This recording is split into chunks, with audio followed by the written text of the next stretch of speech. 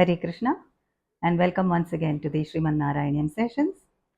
Today, let's do chapter 21, Dasakam 21 of the Sriman Narayaneeyam, which corresponds to chapters 16 to 20 of Canto 5 of the Srimad Bhagavatam. Canto 5, chapters 16 to 20 are condensed here in this chapter of Sriman Narayaneeyam. Okay. Now here, Shukadeva Goswami in these chapters in Srimad Bhagavatam describes the planetary system known as Bhumandala, okay, which is like a lotus. And the 7 continents or the Saptadvipa are compared to the worlds of this lotus flower. Okay. Now, only after Christopher Columbus discovered America, did the modern world come to know that there are 7 continents on this earth. Okay.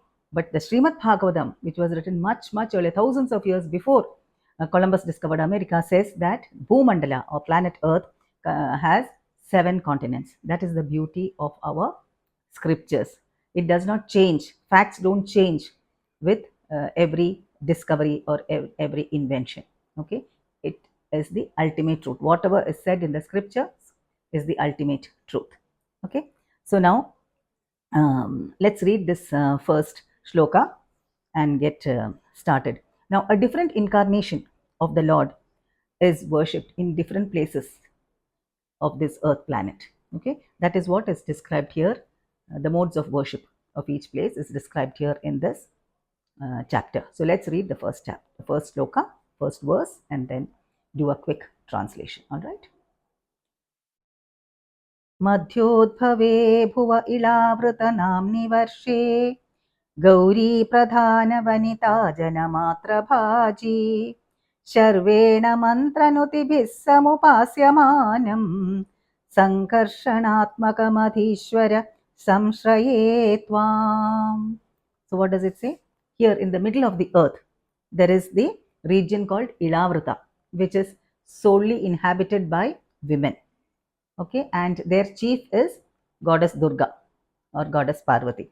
Okay, and the only male who resides in this region in Ilavrita is Lord Shiva. No other male is allowed to enter this region, and if at all any male tries to enter this region, then he is cursed by goddess Bhavani or goddess Parvati to become a female. Okay, and here in this tract of land, the Lord is worshipped as Sankarshana by hymns in praise of the Lord, by Sharva or Lord Shiva in his half male, half female form of Ardhanarishwara. Now, to the east of Ilavrita is Bhadrashva Varsha, the province known as Bhadrashva, where the Lord is worshipped by Bhadrashvara Muni and other sages in the form of Hayagriva, or the horse-necked form of the Lord. It was this Hayagriva who restored the Vedas from the Pralaya or from the deluge at the time of the cosmic dissolution. Okay. Then south of Ilavrita is the Harivarsha, where Prahlada and other devotees worship the Lord as Narahari or Narasimhavatara, half man, half lion form. Okay. Then again to the west of Ilavrita lies the Ketumala Varsha, where Lakshmi Devi and the sons of Prajapati worship the Lord as Kamadeva. Okay, and to the north of Ilavrita lies the Ramyaka Varsha, where Vaivaswata Manu worships the Lord in the fish incarnation.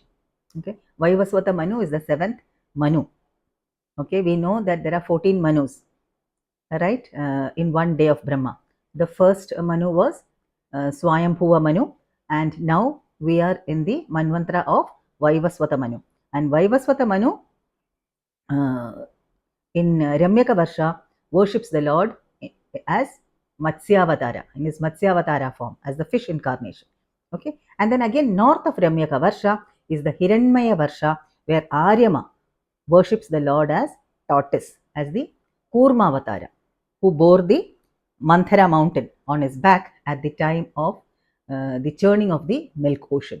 Okay, Aryama is the chief of the Pitrus or the chief of the ancestors. Okay, so he resides in Hiranmaya and worships the Lord in his as Kurmavatara. Okay, and then again north of Hiranmaya is the Uttara Kuru. Okay, where Mother Earth, Bhumi Devi, worships the Lord as Yajna Varaha, we have heard this story of the Varaha Avatara, or the boar incarnation, the huge boar incarnation of the Lord who rescued Mother Earth from the depths of the ocean. And therefore, here in Uttarakuru, Mother Earth resides, worshipping the Lord as Yajna Varaha. And then again, further south of Ilavrita lies the Kim Purusha Varsha, where Hanuman worships the Lord as Rama, Lord Rama, along with Sita Devi. Then there is a description of various other islands also, of which Bharatavarsha has special significance because it is in this tract of land that the Vedic principles exist. Okay, and here, along with Narada and other leading devotees, the Lord is praised with hymns based on Sankhya and Yoga, and the Lord is worshipped as Narayana and Nara. We have heard the story of Nara Narayana earlier, isn't it? Okay, now here the Lord resides as Narayanarayana, and the Lord is said to reside here till Pralaya, or the dissolution of the universe. Okay, and then again, in the Lord is worshipped in Plaksha Varsha in the form of the sun, as they worship the sun in Plaksha, and in Shalmala the Lord is worshipped as the moon. They worship the moon god, and in Kushadvipa as fire, in Kraunchadvip as water, and in Shaka as wind, and in the place named Pushkara, the Lord is worshipped as Brahma. Okay, and again, the Lord is worshipped by great enlightened souls during the three sandhyas. Which are the three sandhyas?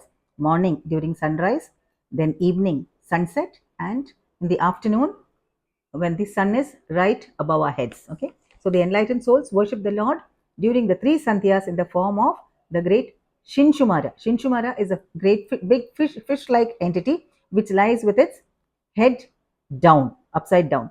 Okay, and it is believed that the pole star, or the Dhruva Nakshatra, and other groups of stars and planets form the limbs and tail of this great entity.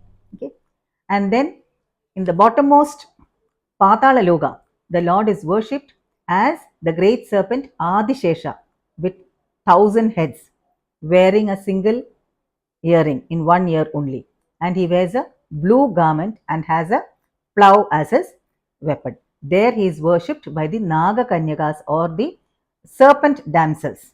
Okay, and here uh, the poet Sri Melpattur Narayana Bhattatripad offers his obeisances to all these different forms of that Lord, that one Lord. And he winds up this chapter saying, to that Lord who resides here in Guruvayur, I pray to please eradicate my ailments. All right, and that is about this chapter 21. Now the next chapter 22 is about the story of Ajamila. Most of you might be knowing this story. It's a nice story, how the sinless Brahmana, the pure sinless Brahmana Ajamila, turned out to be the most sinful person, and then how in the end, by the Lord's mercy, he gets liberated. So we'll see that in the next session. Until then, take care. Hare Krishna, Hare Krishna, Hare Krishna, Krishna Krishna, Hare Hare, Hare Rama, Rama Rama, Hare Hare.